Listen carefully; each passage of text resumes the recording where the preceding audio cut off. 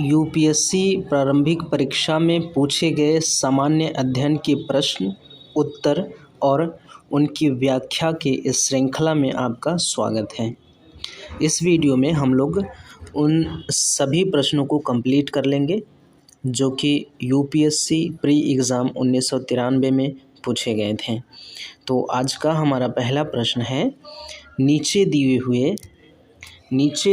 हुए धातु गोलक और धातु वलय के चित्रों पर ध्यान दीजिए। पत्ती से बने धातु वलय के छिद्र में धातु गोलक निकल भर सकता है। यदि गोलक को गर्म करें तो वह अटक जाता है, परंतु यदि धातु वलय को गर्म करें तो क्या होगा, ये बताना है हमें। आपके ऑप्शंस हैं। ऑप्शन नंबर ए, गोलक निकल सकेगा क्योंकि तापन से प्रसार के कारण वलय का व्यास बढ़ जाएगा। ऑप्शन नंबर बी है, गोलक अटक जाएगा क्योंकि प्रसार के कारण छिद्र का व्यास घट जाएगा। ऑप्शन नंबर सी है, गोलक निकल सकेगा क्योंकि छिद्र का व्यास परिवर्तित नहीं होगा। और ऑप्शन नंबर डी है, गोलक निकल सकेगा क्योंकि वलय में कोई परिवर्तन नहीं होगा।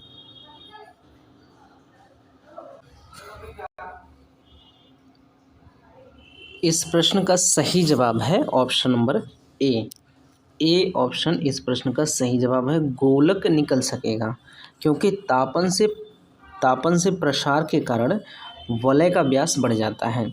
तो तापमान बढ़ने से वलय का प्रसार बढ़ जाता है, इसलिए गोलक उससे निकल जाएगा। तो इसलिए ऑप्शन नंबर ए इस प्रश्न का सही जवाब है। चलिए इस प्रश्न की व्याख्या की ओर चलते हैं। किसी धातु को गर्म करने पर वह फैलता है तथा तापन से उसका प्रसार बढ़ जाता है। इस प्रकार स्पष्ट है कि धातु वलय को गर्म करने पर बाह्य व्यास के साथ साथ भीतरी व्यास में भी वृद्धि होती है, अतः इसके गर्म करने पर गोलक निकल सकेगा। इसलिए इस प्रश्न का सही जवाब है ऑप्शन नंबर ए। बढ़ते हैं अपने अगले प्रश्न की ओर। अगला प्रश्न है, घड़ी में स्फटिक क्रिस्टल का कार्य किस पर आधारित है? घड़ी में स्फटिक क्रिस्टल का कार्य किस पर आधारित है? आपके ऑप्शंस हैं। ऑप्शन नंबर ए, प्रकाश विद्युत प्रभाव। ऑप्शन नंबर बी, जॉनसन प्रभाव। ऑप्शन नंबर सी, दाब विद्युत प्रभाव। और ऑप्शन नंबर डी, एडिशन प्रभाव। तो इस प्रश्न का जो सही जवाब है वो है प्रकाश विद्युत प्रभाव। प्रकाश विद्युत प्रभाव अर्थात ऑप्शन नंबर ए इस प्रश्न का सही जवाब है। चलिए इस प्रश्न की व्याख्या की ओर चलते हैं। घड़ियों में प्रयुक्त किए जाने वाले स्फटिक क्रिस्टल प्रकाश विद्युत प्रभाव पर कार्य करते हैं, तो इसलिए इस प्रश्न का सही जवाब ऑप्शन नंबर ए है। प्रकाश विद्युत प्रभाव के कारण ही घड़ियों में लगे हुए स्फटिक क्रिस्टल चमकते हैं, जिससे रात के अंधेरे में भी घड़ियों में समय देखना संभव होता है। स्फटिक क्रिस्टल के अतिरिक्त घड़ियों में रेडियम का प्रयोग किया जाता है। ज्ञातव्य है कि प्रकाश किरणों के प्रभाव से किसी धातु के तल से प्रकाश इलेक्ट्रॉन के उत्सर्जन की घटना को प्रकाश विद्युत प्रभाव कहते हैं। तो प्रकाश विद्युत प्रभाव किसको कहते हैं? प्रकाश किरणों के प्रभाव से किसी धातु के तल से प्रकाश इलेक्ट्रॉन के उत्सर्जन की घटना को प्रकाश विद्युत प्रभाव कहा जाता है। तो इस प्रश्न का सही जवाब है ऑप्शन नंबर ए, प्रकाश विद्युत प्रभाव। चलिए अपने अगले प्रश्न की ओर आगे बढ़ते हैं। कितना तापमान होने पर पाठ्यांक सेल्सियस और फ़ारेनहाइट तापमापियों में एक ही होंगे? क्या है? कितना तापमान होने पर पाठ्यांक सेल्सियस और फ़ारेनहाइट तापमापियों में एक ही होंगे? तो इस प्रश्न का सही जवाब है 40 -40 अर्थात ए ऑप्शन इस प्रश्न का सही जवाब है। तो चलिए बढ़ते हैं इस प्रश्न की व्याख्या की ओर। 40 डिग्री सेल्सियस तापमान पर सेल्सियस तथा फ़ारेनहाइट तापमापियों के पाठ्यांक एक समान होते हैं। सेल्सियस, सॉरी यहाँ पे -40 होगा, तो फिर से पढ़ लीजिए आप। -40 तापमान होने पर सेल्सियस तथा फ़ारेनहाइट तापमापियों के पाठ्यांक एक समान होते हैं। सेल्सियस पैमाने में निम्न नियत बिंदु 0 से उच्च नियत बिंदु 100 तक के अंतरालों को 100 बराबर भागों में बांटकर तापक्रम मापा जाता है, जबकि फ़ारेनहाइट पैमाने में निम्न नियत बिंदु -32 डिग्री फ़ारेनहाइट तथा उच्च नियत बिंदु 212 डिग्री फ़ारेनहाइट मानकर इसके बीच के अंतराल को 180 बराबर भागों में बांटकर तापमान ज्ञात किया जाता है। सेल्सियस में दिए गए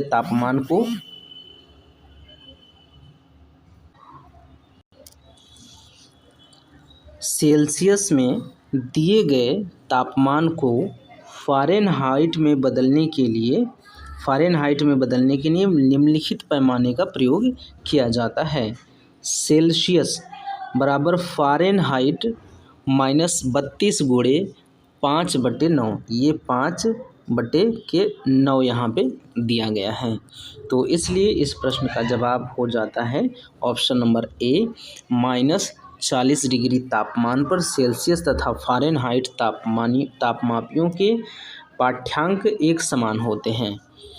चलिए आगे बढ़ते हैं अपने अगले प्रश्न की ओर।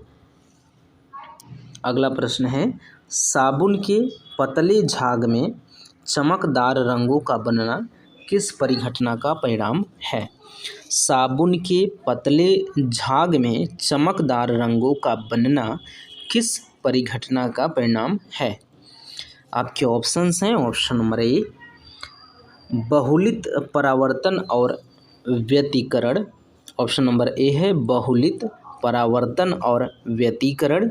ऑप्शन नंबर बी है बहुलित अपवर्तन और परिक्षेपण। ऑप्शन नंबर सी है विवर्तन और परिक्षेपण। और ऑप्शन नंबर डी है ध्रुवण और व्यतिकरण। तो इस प्रश्न का जो सही जवाब है वो है बहुलित परावर्तन और व्यतिकरण। कौन सा?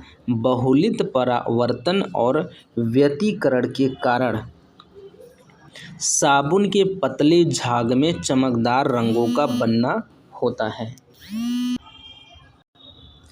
तो इस प्रश्न का जो सही जवाब है वो है option number A. Option number A, बहुलित परावर्तन और व्यतिकरण इस प्रश्न का सही जवाब है। चलिए इस प्रश्न की व्याख्या की ओर आगे बढ़ते हैं। साबुन के पतले झाग में चमकदार रंगों का दिखाई पड़ना प्रकाश के बहुल परावर्तन तथा प्रकाश के व्यतिकरण की घटना का उदाहरण है। पानी के साथ साबुन के बनने वाले बुलबुलों की पतली परतों से सूर्य के प्रकाश के गुजरने से प्रकाश के व्यतिकरण के कारण प्रकाश 7 रंगों में दिखाई पड़ने लगता है। तो इस प्रकार से इस प्रश्न का सही जवाब है ऑप्शन नंबर ए, बहुलित परावर्तन और व्यतिकरण।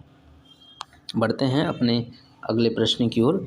अगला प्रश्न है, काष्ठ, अस्थि और शंख। काष्ठ, अस्थि और शंख के पुरातत्वीय नमूनों का काल निर्धारण करने के लिए निम्नलिखित में से कौन सा अपनाया जाता है? काष्ठ, अस्थि और शंख के पुरातत्वीय नमूनों का काल निर्धारण करने के लिए निम्नलिखित में से कौन सा अपनाया जाता है? आपके ऑप्शंस हैं। Option number A, uranium 238। Uranium 238। Option number B, argon isotope. Option number C, carbon 14। और ऑप्शन नंबर डी, ट्रांसियम 19। ऑप्शन नंबर डी है ट्रांसियम 90। तो इस प्रश्न का जो सही जवाब है वो है कार्बन 14। कार्बन 14 इस प्रश्न का सही जवाब है। तो कार्बन 14 जो पद्धति है इसके तहत काष्ठ, अस्थि और शंख के जो पुरातत्वीय जो वो पुरातत्व होते हैं उनका काल निर्धारण कार्बन 14 के माध्यम से किया जाता है। तो चलिए इस प्रश्न की व्याख्या की ओर आगे बढ़ते हैं। काष्ठ, अस्थि, शंख तथा अन्य पुरातात्विक जीवाश्मों के काल निर्धारण या प्राचीनता का पता लगाने हेतु रेडियो एक्टिव समस्थानिक कार्बन 14 C14 का प्रयोग किया जाता है। पृथ्वी तथा पुरानी चट्टानों की आयु का पता लगाने हेतु यूरेनियम 238 U238 रेडियो एक्टिव समस्थानिक तथा कोबाल्ट 60 का प्रयोग कैंसर के उपचार में किया जाता है। तो कार्बन 14 जो है उसका प्रयोग किया जाता है काष्ठ, अस्थि, शंख तथा अन्य पुरातात्विक जीवाश्मों के काल निर्धारण में। तो इस हिसाब से इस प्रश्न का जो सही जवाब है वो है ऑप्शन नंबर सी, कार्बन 14। अगला प्रश्न है कि आजकल कुछ यूरोपीय और एशियाई देशों में अम्ल अवक्षेपण को विकट समस्या माना जाता है। इसका मुख्य कारण या स्रोत क्या है? आजकल कुछ यूरोपीय और एशियाई देशों में अम्ल अवक्षेपण को विकट समस्या माना जाता है। इसका मुख्य कारण या स्रोत क्या है? आपके ऑप्शंस हैं ऑप्शन नंबर ए, जहां अम्लीय घटकों का अवक्षेपण होता है वहां मृत, लवणीय अथवा किंचित क्षारीय भूमि पर होने वाले अम्लीय बहिस्रावियों का विसर्जन। ऑप्शन नंबर बी है अम्लीय शक्ति संयंत्रों तथा जीवाश्म ईंधन के ज्वलन से सल्फर डाइऑक्साइडों और नाइट्रोजन ऑक्साइडों का उत्सर्जन। ये ऑक्साइड वायुमंडलीय जल वाष्प में विलीन हो जाते हैं और अम्ल वृष्टि के रूप में वापस भूमि पर बरस जाते हैं। ऑप्शन नंबर सी है जीवधारियों के श्वसन से निकली प्राकृतिक कार्बन डाइऑक्साइड जल में विलीन होकर कार्बनिक अम्ल बनाती है और वही वर्षा जल में अम्लता का प्रमुख योगदान करता है।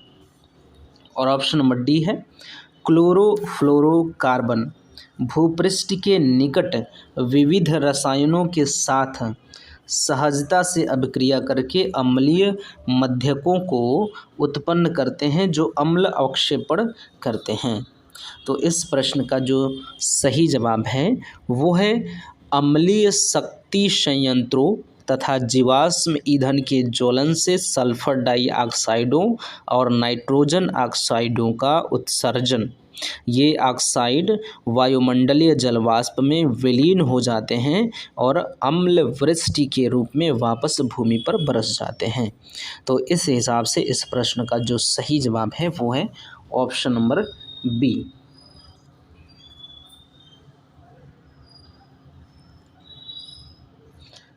ऑप्शन नंबर बी इस प्रश्न का सही जवाब है। अम्लीय शक्ति संयंत्रों तथा जीवाश्म ईंधन के ज्वलन से सल्फर डाइऑक्साइडों और नाइट्रोजन ऑक्साइडों का उत्सर्जन।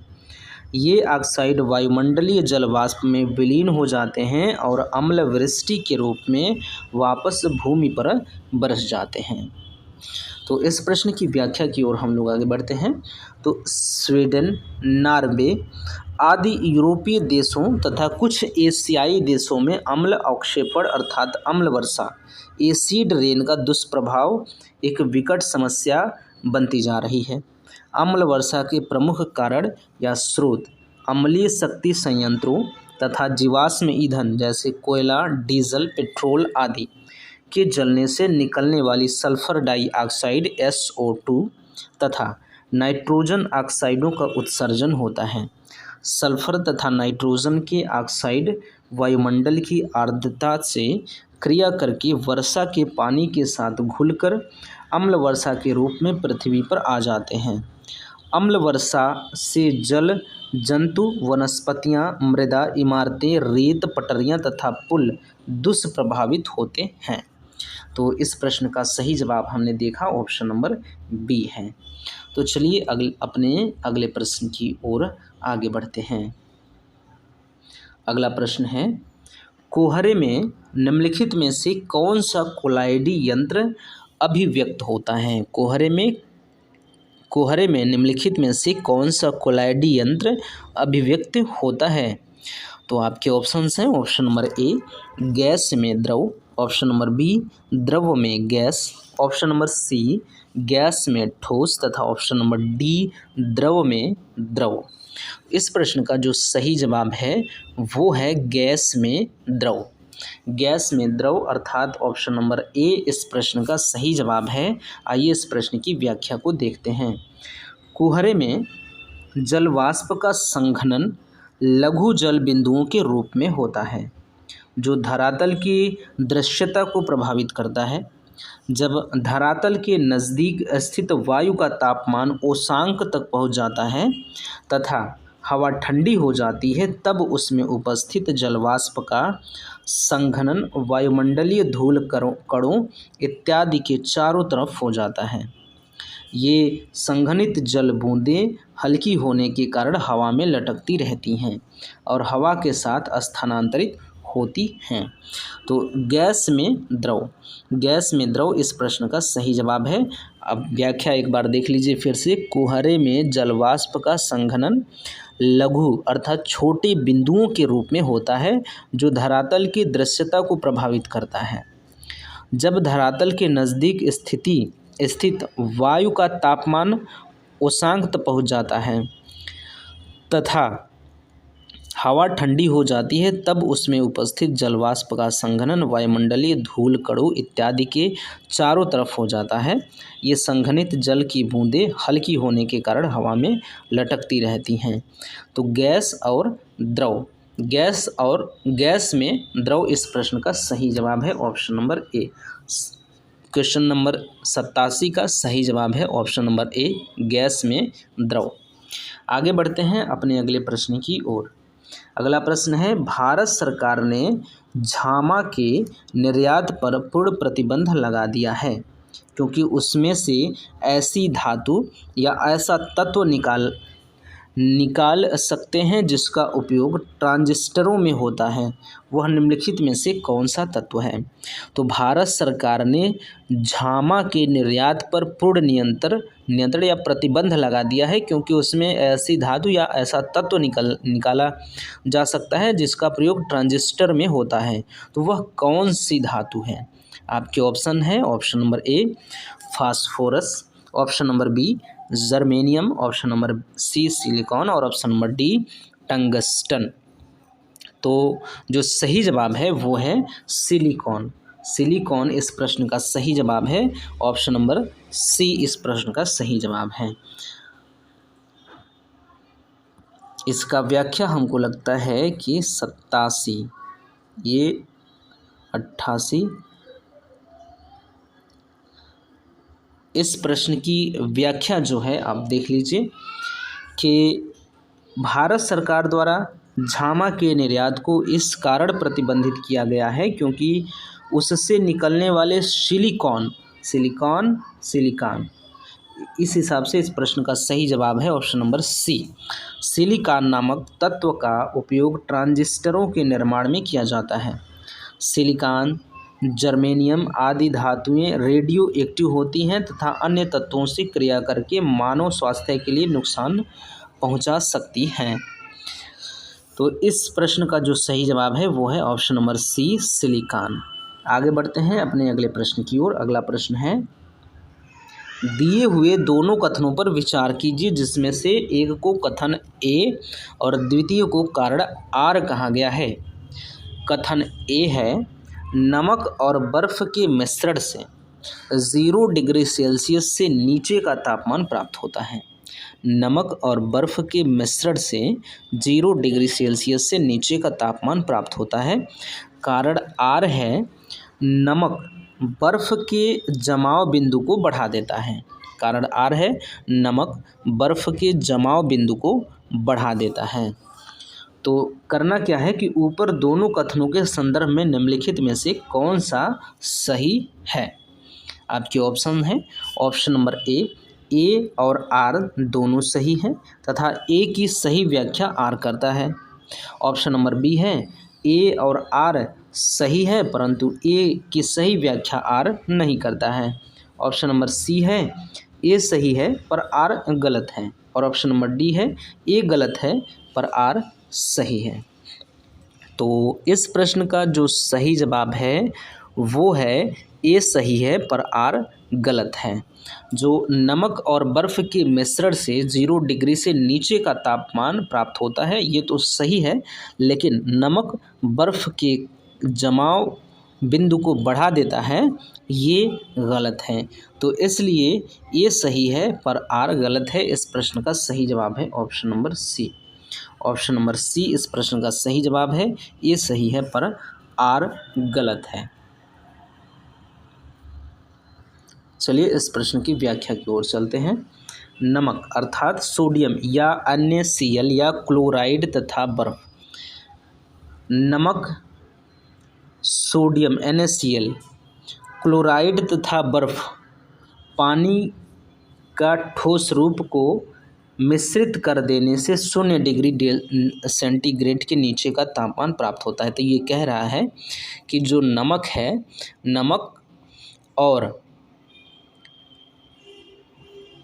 नमक और बर्फ़ के मिश्रण से 0 डिग्री सेल्सियस से नीचे का तापमान प्राप्त होता है। ये यहाँ पे बताया जा रहा है।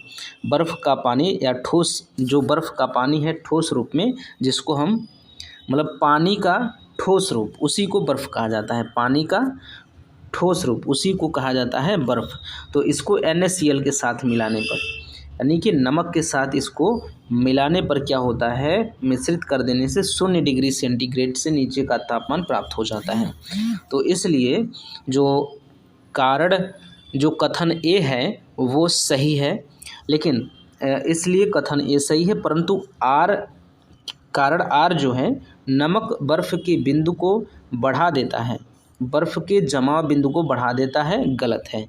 जो कारण आर है वो गलत है। वो क्या है कि नमक बर्फ़ के जमाव बिंदु को बढ़ा देता है, तो ये गलत स्टेटमेंट है। इसलिए जो कारण आर है वो गलत है, क्योंकि नमक के मिश्रण से जल का क्वथनांक बढ़ता है, हिमांक नहीं। तो इस हिसाब से इस प्रश्न का जो सही जवाब है वो है ये तो सही है और ये गलत है। तो ए सही है पर आर गलत है। तो इस हिसाब से इस प्रश्न का सही जवाब है ऑप्शन नंबर सी। आगे बढ़ते हैं अगले प्रश्न की ओर। अगला प्रश्न है सिरका किसका जलीय विलयन है। सिरका किसका जलीय विलयन है। आपके ऑप्शन है ऑप्शन नंबर ए ऑक्सीजन अम्ल, ऑप्शन नंबर बी नींबू का अम्ल, ऑप्शन नंबर सी एसिटिक अम्ल और ऑप्शन नंबर डी हाइड्रोक्लोरिक अम्ल। तो इस प्रश्न का जो सही जवाब है वो है एसिटिक अम्ल। एसिटिक अम्ल इस प्रश्न का सही जवाब है ऑप्शन नंबर सी। चलिए इस प्रश्न की व्याख्या की ओर चलते हैं। रासायनिक रूप से सिरका एक प्रकार का एसिटिक अम्ल होता है। यह अर्थात सिरका एसिटिक एसिड CH3COOH का जलीय विलयन होता है। सिरका एसिटिक अम्ल के रूप में खाने के काम में आता है। तो इस प्रश्न का जो सही जवाब है वो है ऑप्शन नंबर सी एसिटिक अम्ल। चलिए बढ़ते हैं अपने अगले प्रश्न की ओर। प्लवमान जीन, जॉपिंग जीन जिसको कहा जाता है प्लवमान जीन के सिद्धांत का प्रतिपादन किसने किया था। आपके ऑप्शन है option number A Gregor Johann Mendel, option number B Thomas Hunt Morgan, option number C Barbara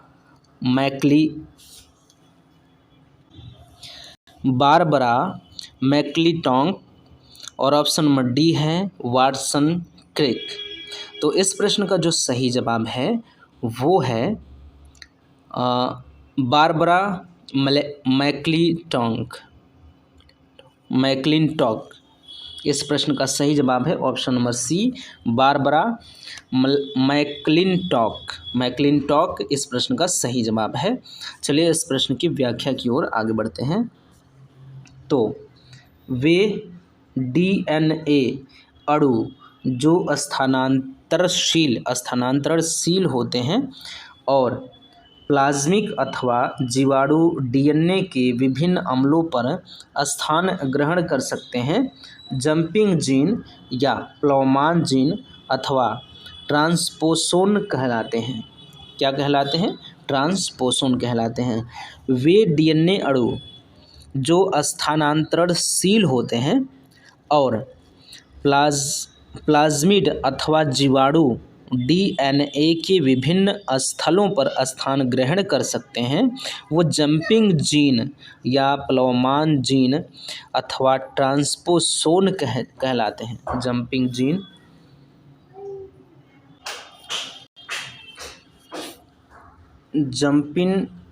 jumping gene के सिद्धांत का प्रतिपादन बारबरा मैक्लिंटॉक ने मक्के में अपनी खोज के दौरान किया था।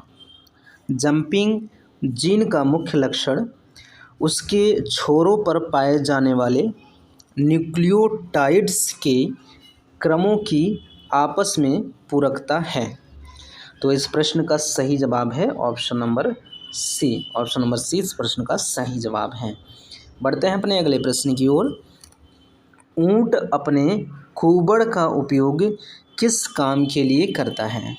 ऊंट अपने कूबड़ का प्रयोग किस काम के लिए करता है? आपके ऑप्शन हैं, ऑप्शन नंबर ए जल के संग्रह के लिए, ऑप्शन नंबर बी वसा के संग्रह के लिए, ऑप्शन नंबर सी मरुभूमि के बालू में चलते समय शरीर का संतुलन बनाए रखने के लिए, ऑप्शन नंबर डी है तापमान के नियमन के लिए। तो इस प्रश्न का जो सही जवाब है वो है वसा के संग्रह के लिए। ऑप्शन नंबर बी इस प्रश्न का सही जवाब है। वसा के संग्रह के लिए ऊंट अपने कूबड़ का प्रयोग करता है। तो वो ऊंट जो होता है अपने कूबड़ का उपयोग वसा के संग्रह के लिए करते हैं। तो इस प्रश्न का सही जवाब है ऑप्शन नंबर बी। चलिए इस प्रश्न की व्याख्या की ओर चलते हैं। रेगिस्तान का जहाज कहा जाने वाला भारवाही जानवर ऊंट अपने कूबड़ का उपयोग वसा के संग्रह के लिए करता है।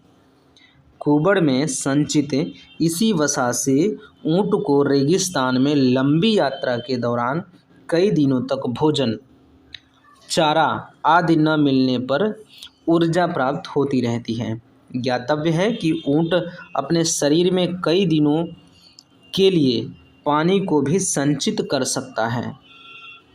लेता है। इस प्रकार ऊंट एक ऐसा जानवर है जो शरीर में वसा एवं पानी संचित कर लेने के कारण कई दिनों तक बिना भोजन और पानी के रह सकता है।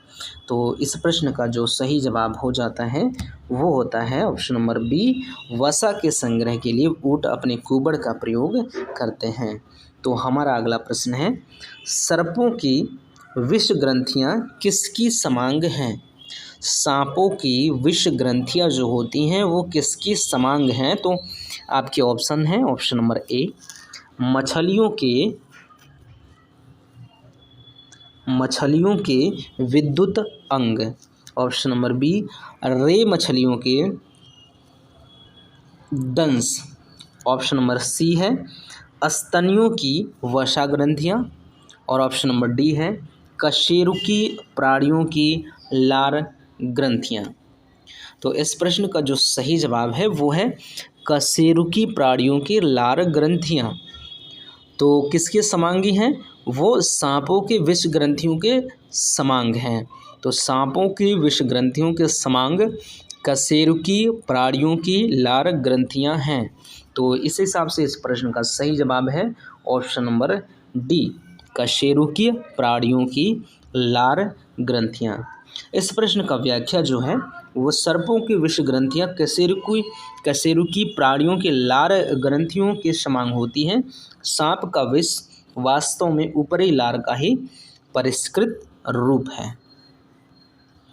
अगला प्रश्न है, निम्नलिखित में से किसके बीज मधुमेह के रोगी को रक्त शर्करा का स्तर सामान्य बनाए रखने के में लाभ पहुंचाते हैं? निम्नलिखित में से किसके बीज मधुमेह के रोगी को रक्त शर्करा का स्तर सामान्य बनाए रखने में लाभ पहुंचाते हैं? आपके ऑप्शन है, ऑप्शन नंबर ए धनिये के बीज, ऑप्शन नंबर बी सरसों के बीज, ऑप्शन नंबर सी जीरे के बीज और ऑप्शन नंबर डी मेथी के बीज। तो मेथी के जो बीज हैं, मेथी के बीज इसमें लाभकारी होते हैं मधुमेह रोगी के रक्त के शर्करा को सामान्य बनाने में। तो इस हिसाब से इस प्रश्न का सही जवाब है ऑप्शन नंबर डी मेथी के बीज। चलिए इस प्रश्न की व्याख्या को देखते हैं। मधुमेह या डायबिटीज मधुमेह या डायबिटीज नामक रोग मनुष्य के शरीर में इंसुलिन नामक हार्मोन के अल्प स्राव से शरीर की शर्करा के अवशेषित न होकर रक्त में मिल जाने के कारण होता है। तो जो मधुमेह है, ये मधुमेह नामक रोग जो है मनुष्य के शरीर में इंसुलिन नामक हार्मोन के कम स्रावित होने से शरीर की जो शर्करा के अवशोषित न होकर रक्त में मिल जाने के कारण होता है। मधुमेह के रोगी को अपने शरीर में रक्त शर्करा की मात्रा को सामान्य स्तर पर बनाए रखने के लिए मेथी के बीज तथा करेले के रस एवं सब्जी का प्रयोग लाभदायक होता है। तो इस प्रकार से इस प्रश्न का सही जवाब है ऑप्शन नंबर डी मेथी के बीज। अब अगला प्रश्न है, हीमोफीलिया एक आनुवांशिक रोग है जिसका वहन हीमोफीलिया एक आनुवांशिक रोग है जिसका वहन करता है कौन? आपको बताना है। आपके ऑप्शंस हैं, ऑप्शन नंबर ए स्त्रियां करती हैं और प्रकट भी स्त्रियों में ही होता है, ऑप्शन नंबर बी है स्त्रियां करती हैं और जो प्रकट पुरुषों में होता है, और ऑप्शन नंबर सी है पुरुष करते हैं और जो प्रकट स्त्रियों में होता है, और ऑप्शन नंबर डी है पुरुष करते हैं और प्रकट पुरुषों में होता है। तो इस प्रश्न का जो सही जवाब है वो है कि स्त्रियां करती हैं और जो प्रकट पुरुषों में होता है, स्त्रियां करती हैं और प्रकट पुरुषों में होता है। तो इस प्रश्न का जो सही जवाब है वो है option number B. Option number B इस प्रश्न का सही जवाब है, स्त्रियां करती हैं और प्रकट पुरुषों में होता है। तो इस प्रश्न की जो व्याख्या है, हीमोफीलिया तथा वर्ण अंधता कलर ब्लाइंडनेस दोनों लिंग संलग्न आनुवांशिक रोग हैं जिससे मुख्यतः पुरुष प्रभावित होते हैं, परंतु इन रोगों की वाहक स्त्रियां होती हैं। पुरुष प्रभावित होते हैं, प्रकट पुरुषों में होता है, स्त्रियां इसका वहन करती हैं। तो पुरुष प्रभावित होते हैं परंतु इन रोगों की वाहक स्त्रियां होती हैं। हीमोफीलिया रोग से ग्रस्त व्यक्ति में रक्त का थक्का नहीं बनता, जिसके कारण शरीर के किसी अंग के कटने पर खून का बहना बंद नहीं होता है और शीघ्र उपचार न होने पर रोगी की मृत्यु हो जाती है। हेल्डेन का मानना है कि हीमोफीलिया रोग ब्रिटिश महारानी विक्टोरिया से प्रारंभ हुआ था। तो इस प्रश्न का सही जवाब हमने देखा, स्त्रियां जो करती हैं और प्रकट पुरुषों में होता है। अगला प्रश्न है, अगला प्रश्न क्या है, यदि मानव वृद्धि हार्मोन जीन का प्रयोग करके ऐसा चूहा पैदा किया जाए जो चूहे के सामान्य आकार से 8 गुना बड़ा हो तो इस तकनीकी को कहेंगे। ऑप्शन आपके ऑप्शंस हैं, ऑप्शन नंबर ए संस्करण, ऑप्शन नंबर बी आनुवांशिक इंजीनियरिंग, ऑप्शन नंबर सी उत्परिवर्तन प्रजनन और ऑप्शन नंबर डी हार्मोनी भरण। तो इस प्रश्न का जो सही जवाब है वो है आनुवांशिक इंजीनियरिंग। ये काम आनुवांशिक इंजीनियरिंग के कारण आता है। इस प्रकार से ऑप्शन नंबर बी इस प्रश्न का सही जवाब है। इस प्रश्न की व्याख्या देख लेते हैं। मानव वृद्धि हार्मोन जीन का प्रयोग करके सामान्य आकार से 8 गुना बड़ा चूहा पैदा करने की प्रक्रिया को आनुवांशिक इंजीनियरिंग कहा जाता है। इस प्रकार आनुवांशिक इंजीनियरिंग द्वारा न केवल जीनों के स्वरूप में संशोधन करके जीवों के आकार, आकृति, गुणों को ही बदला जा सकता है, बल्कि पूर्णतः नवीन प्रकार के जीवों का भी निर्माण किया जा सकता है। तो इस प्रश्न का जो सही जवाब है ऑप्शन नंबर बी है, आनुवांशिक इंजीनियरिंग। अगला प्रश्न जो है, सूची 1 और सूची 2 का सुमेल कीजिए और सूचियों के नीचे दिए गए कोटों का प्रयोग करते हुए सही उत्तर का चयन कीजिए। तो आपको सूची 1 को सूची 2 से सुमेलित करना है। तो जो पंखहीन कीट है वो रजत मिनाभ, पंखहीन कीट से आप मिलाएंगे रजत मिनाभ को। और उड़ान रहित पक्षी, उड़ान रहित पक्षी क्या है? कीवी है। कीवी क्या है? उड़ान रहित पक्षी है। और जो सी है अपवाद सरीसृप, ये है सर्प। अपवाद सरीसृप जो है वो है सर्प के साथ आप मिलाएंगे। और बचा है फुफ्फुसहीन प्राणी, इसको आप मिलाएंगे मत्स्य, मत्स्य से। इसका मतलब ये है कि ए के सामने होना चाहिए 2, ए के सामने होना चाहिए 2। तो ये ऑप्शन नंबर ए कट गया और ऑप्शन नंबर डी आपका कट गया, क्योंकि इन दोनों में ए के सामने एक में 1 है, एक में 3 है, तो होना सही। अब क्या दूसरे ऑप्शन को लेते हैं, उड़ान रहित पक्षी जो है कीवी, तो बी के सामने होना चाहिए 1, बी के सामने 1 होना चाहिए, तो दोनों ऑप्शन में बी के सामने ए है, 1 है। अब चलते हैं तीसरे नंबर के सी की ओर। अपाद सरीसृप के सामने 4 होना चाहिए, सी के सामने होना चाहिए 4, तो इसको कैंसिल कर दीजिए। सी के सामने 3 है, ये सही जवाब ऑप्शन नंबर बी। तो इस प्रश्न का जो सही जवाब है वो है ऑप्शन नंबर बी।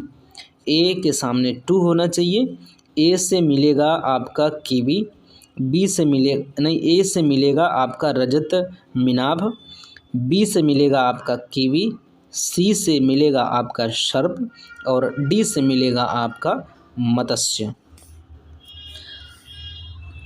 तो चलिए इस प्रश्न की व्याख्या की ओर चलते हैं। रजत मिनाभ पंखहीन कीट है, तो हमने जो पंखहीन है वो रजत मिनाभ से मिलना चाहिए, तो पंखहीन जो है वो रजत मिनाभ एक कीट है। कीवी न्यूजीलैंड में पाया जाने वाला उड़ान रहित पक्षी है, तो जो उड़ान रहित पक्षी है उसको कीवी के साथ मिलाना था, तो हम लोगों ने मिला दिया। सर्प अपाद यानी कि पैर रहित सरीसृप कौन सा है? जिसके कान भी नहीं होते हैं, तो सर्प जो है अपाद पैर रहित सरीसृप है। तो सर्प कौन है? पैर रहित, तो पैर रहित सरीसृप सर्प है, तो सी को 4 से मिलाना था, हम लोगों ने मिला दिया। उसके बाद बचा था हमारा मत्स्य, जिसको फुफ्फुद कहते हैं, तो फुफ्फुद सहीन प्राणी, इसको मत्स्य से मिलाना था, हम लोगों ने मिला दिया। तो इस प्रश्न का ये व्याख्या है। फेफड़े के स्थान पर मछलियों में गिल होते हैं, जिनके द्वारा वे जल में घुली हुई ऑक्सीजन को श्वसन के रूप में प्रयोग करती हैं। तो इस प्रश्न का जो सही जवाब हम लोगों ने देखा वो है ऑप्शन नंबर बी। चलिए आगे बढ़ते हैं अपने अगले प्रश्न की ओर। असुरक्षित पेयजल, असुरक्षित पेयजल और स्वच्छता की कमी के कारण विकासशील देशों में प्रचलित 3 संचारी रोग हैं। आपके ऑप्शंस हैं, ऑप्शन नंबर ए तीव्र प्रवाहिका, कैंसर और गौड। ऑप्शन नंबर बी है मलेरिया, तीव्र प्रवाहिका और सिस्टोसोमारुगुणवत्ता, सिस्टोसोमारुगुणवत्ता। और ऑप्शन नंबर सी है आंकोसर्सियासिस, श्वेत रक्तता और संधिशोथ। और ऑप्शन नंबर डी है आमवात, मलेरिया और एड्स।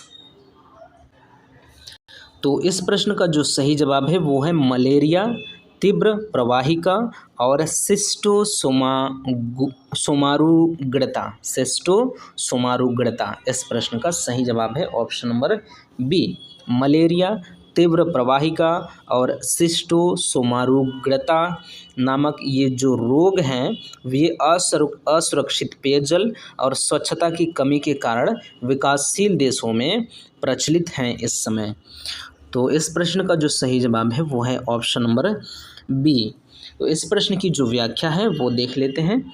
दूषित पेयजल तथा सफाई की कमी के कारण विकासशील देशों के लोगों को होने वाले 3 जल संचारी रोग हैं मलेरिया, तीव्र प्रवाहिका और सिस्टोसोमारुगड़ता।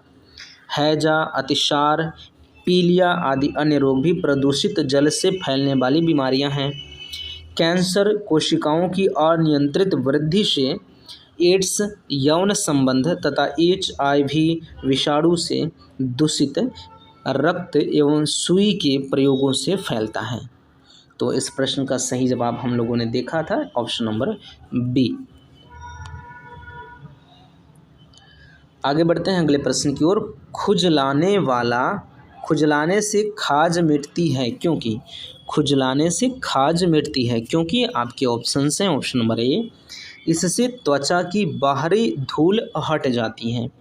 ऑप्शन नंबर बी है इससे रोगाणु मर जाते हैं। ऑप्शन नंबर सी है इससे कुछ तंत्रिकाएं उद्दीप्त होती हैं जो मस्तिष्क को प्रतिहिस्टामिनी रसायनों का उत्पादन बढ़ाने का निर्देश देती हैं। और ऑप्शन नंबर डी है खुजली का उत्पन्न करने वाले एंजाइमों का दमन होता है। तो इस प्रश्न का जो सही जवाब है वो है कि इससे कुछ तंत्रिकाएं उद्दीप्त होती हैं, कुछ तंत्रिकाएं पैदा होती हैं और मस्तिष्क को प्रतिहिस्टामिनी रसायनों को उत्पादन करने के लिए निर्देश देती हैं कि आप ये रसायन जो हैं वो उत्पादित कीजिए। तो इससे क्या होता है, रिलैक्स महसूस होता है, मतलब खुजली मिट जाती है खुजलाने से। तो इस प्रश्न का सही जवाब है ऑप्शन नंबर सी, इससे कुछ तंत्रिकाएं उद्दीप्त होती हैं जो मस्तिष्क को प्रतिहिस्टामिनी रसायनों का उत्पादन बढ़ाने का निर्देश देती हैं। तो ये प्रतिहिस्टामिनी रसायन जब उत्पादित होते हैं तो खुजली मिट जाती हैं। चलते हैं इस प्रश्न की व्याख्या की ओर। खुजलाने से खाज मिटती है क्योंकि इससे कुछ तंत्रिकाएं उद्दीप्त होती हैं जो कि मस्तिष्क को प्रतिहिस्टामिन रसायनों का उत्पादन बढ़ाने का निर्देश देती हैं।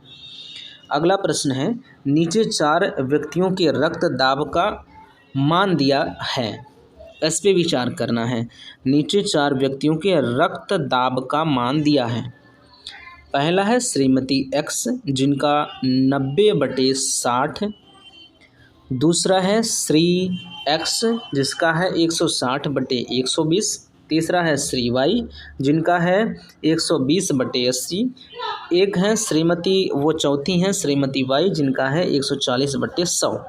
बताना है निम्नलिखित में से किसका रक्तदाब सामान्य है।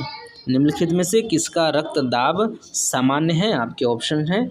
Option number A Shrimati X, option number B Shri X, option number C Shrimati Y और ऑप्शन नंबर डी होना चाहिए यहाँ पे, ऑप्शन नंबर डी होना चाहिए श्री वाई। तो जो श्री वाई हैं 140/100, जो श्रीमती वाई हैं 140/100, ये वाला जो है ये वाला सामान्य रक्तदाब है। 140/100 श्रीमती वाई का रक्तदाब जो है वो, तो इस प्रकार से इस प्रश्न का सही जवाब है option number D. Option number D इस प्रश्न का सही जवाब है। ये सी मिस टाइपिंग हो गया है। तो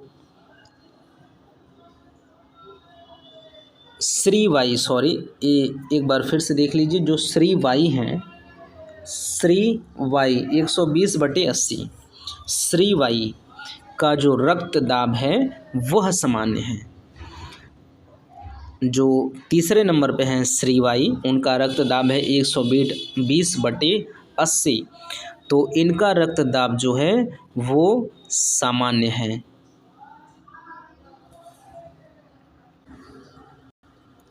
इस हिसाब से इस प्रश्न का जो सही जवाब है वो है option number D, Shri Y.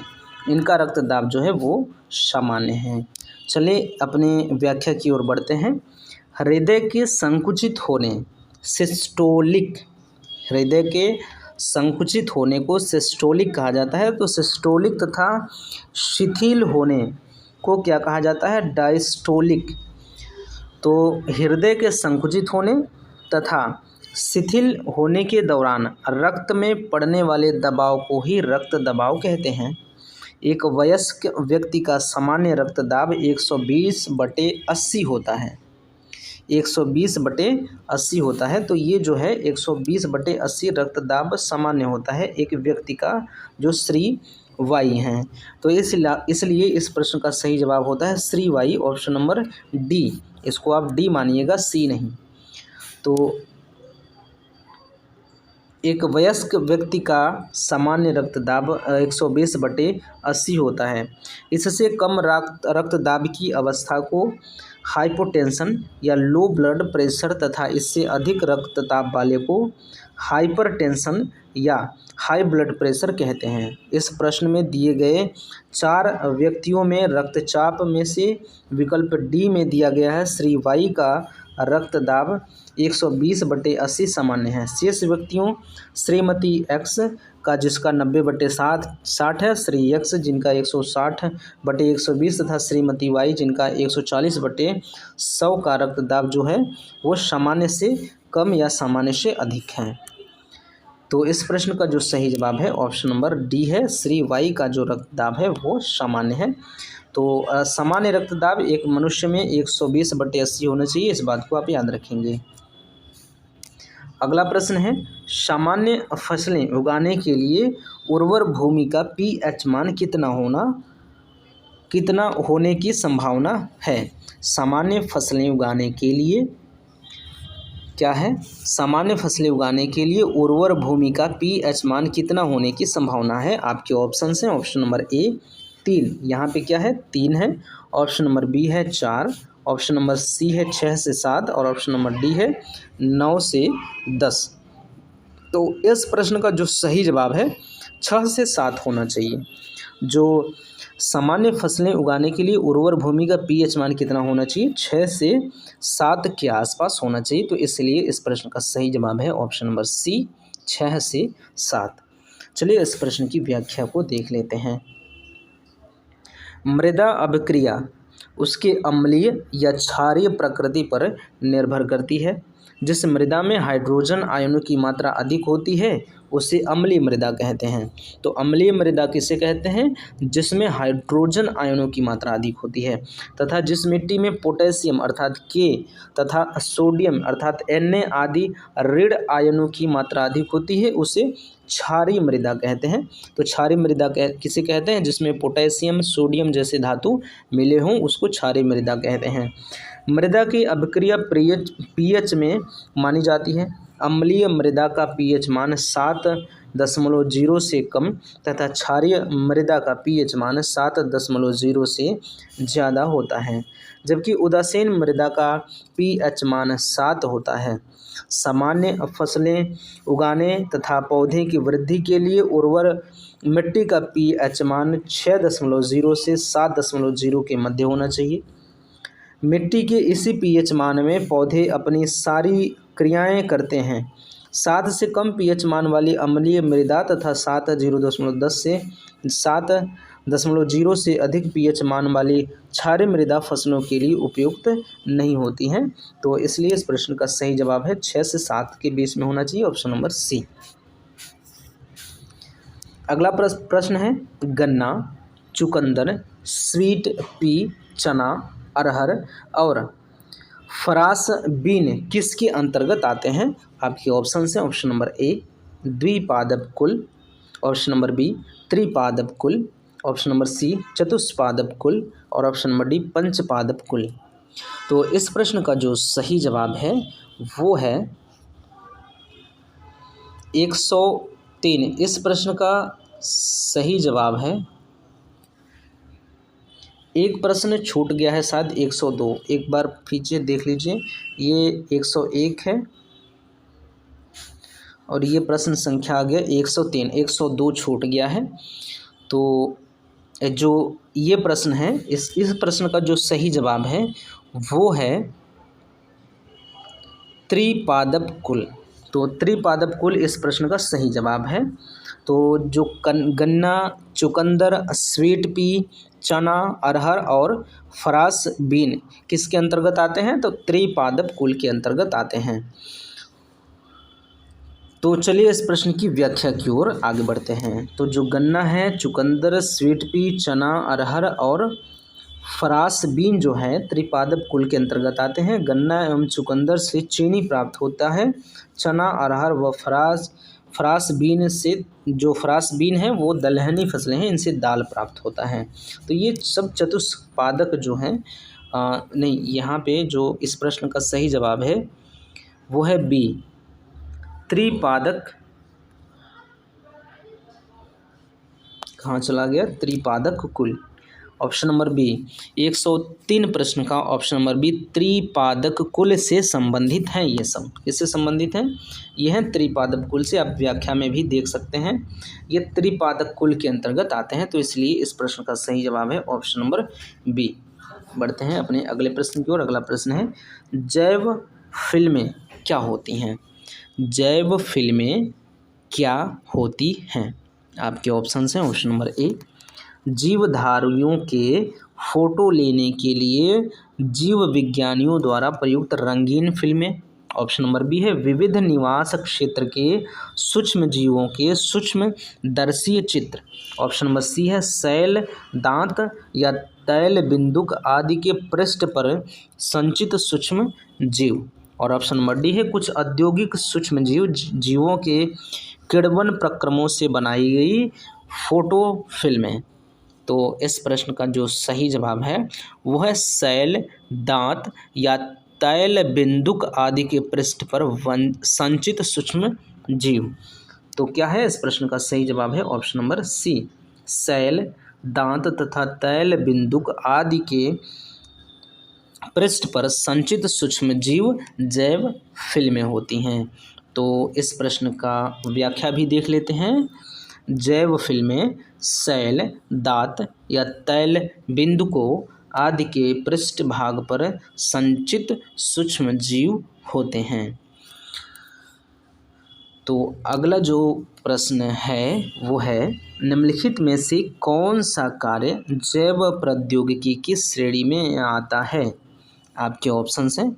Option number ए, जैव प्रौद्योगिकी, ऑप्शन नंबर ए है, औद्योगिक प्रक्रमों में जीवधारियों अथवा उनसे प्राप्त पदार्थों का उपयोग। ऑप्शन नंबर बी है, जैव अन्वेषण में प्रयुक्त होने वाली वस्तुओं का उत्पादन करने के लिए वाणिज्यिक उद्योगों के लिए प्रक्रम का आधुनिकीकरण। ऑप्शन नंबर सी है, जैविक प्रकृतियों का अनुसंधान करने के लिए आधुनिक प्रौद्योगिकी का उपयोग। और ऑप्शन नंबर डी है, जीव मंडल की वृद्धि के लिए औद्योगिक प्रौद्योगिकी का उपयोग। तो इस प्रश्न का जो सही जवाब है वो है औद्योगिक प्रक्रमों में जीवधारियों अथवा उनसे प्राप्त पदार्थों का उपयोग। तो निम्नलिखित में से कौन सा कार्य जैव प्रौद्योगिकी की श्रेणी में आता है? जैव प्रौद्योगिकी की श्रेणी में आता है औद्योगिक प्रक्रमों में जीवधारियों तथा उनसे प्राप्त पदार्थों का उपयोग। तो इस प्रश्न का जो सही जवाब है वो है ऑप्शन नंबर, ये कहाँ गया? ऑप्शन नंबर ए इस प्रश्न का सही जवाब है। ये आता है जैव प्रौद्योगिकी के अंतर्गत औद्योगिक। इसलिए इस प्रश्न का जो सही जवाब है वो है ऑप्शन नंबर ए। चलिए इस प्रश्न की व्याख्या की ओर आगे बढ़ते हैं। संपूर्ण जीवों, मुख्यतः सूक्ष्म जीवों या जीवों द्वारा उत्पन्न पदार्थों या जैव प्रक्रियाओं के औद्योगिक स्तर पर उपयोग को जैव प्रौद्योगिकी कहते हैं। उदाहरण स्वरूप, मदिरा उत्पादन के लिए यीस्ट कोशिकाओं का उपयोग जैव प्रौद्योगिकी के अंतर्गत आता है। अब अगले प्रश्न की ओर आगे बढ़ते हैं। अगला प्रश्न है, विश्व के जैविक विविधता का सर्वोत्तम अनुमान निम्नलिखित में से किससे मिलता है? आपके ऑप्शंस हैं। ऑप्शन नंबर ए, आज जो लगभग 1 करोड़ जातियां संभवतः जीवित हैं, उनमें से कोई 20 जातियां प्रतिदिन लुप्त हो जाती हैं और उनमें से अधिकांश तो अज्ञात भी होती हैं, क्योंकि अब तक वस्तुतः अधिक से अधिक 5 लाख की ही वैज्ञानिकों ने पहचान की है। ऑप्शन नंबर बी है, जो लगभग 3 करोड़ जातियां जीवित हैं, उनमें से कोई 50% लुप्त हो जाती हैं और उनमें से अधिकांश तो अज्ञात भी होती हैं, क्योंकि वस्तुतः अब तक अधिक से अधिक 10 लाख की ही पहचान हुई है। ऑप्शन नंबर सी है, जो लगभग 4.5 करोड़ जातियां जीवित हैं, उनमें से कोई 100% लुप्त हो जाती हैं और उनमें से अधिकांश तो अज्ञात ही होती हैं, क्योंकि अब तक अधिक से अधिक 15 लाख की पहचान हुई है। और ऑप्शन नंबर डी है, जो लगभग 7.5 करोड़ जातियां जीवित हैं, उनमें से कोई 500% लुप्त हो जाती हैं और उनमें से अधिकांश तो अज्ञात ही होती हैं, क्योंकि अब तक अधिक से अधिक 30 लाख की ही पहचान की गई है।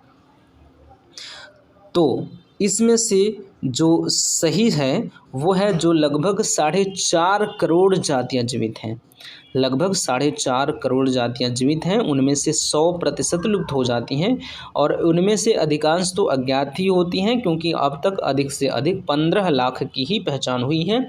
ये किससे मिलता जुलता है? ये मिलता जुलता है विश्व की जैविक विविधता का सर्वोत्तम अनुमान जो है। विश्व के जैविक विविधता का सर्वोत्तम अनुमान निम्नलिखित में से किससे मिलता है? तो वो मिलता है लगभग 4.5 करोड़। तो इस हिसाब से इस प्रश्न का सही जवाब है option number C. Option number C इस प्रश्न का सही जवाब है। जो लगभग 4.5 करोड़ जातियां जीवित हैं, उनमें से कोई 100% लुप्त हो जाती हैं और उनमें से अधिकांश तो अज्ञात ही होती हैं, क्योंकि अब तक अधिक से अधिक 15 लाख की पहचान हुई है। ये किससे संबंधित है? विश्व के जैविक विविधता का सर्वोत्तम अनुमान है।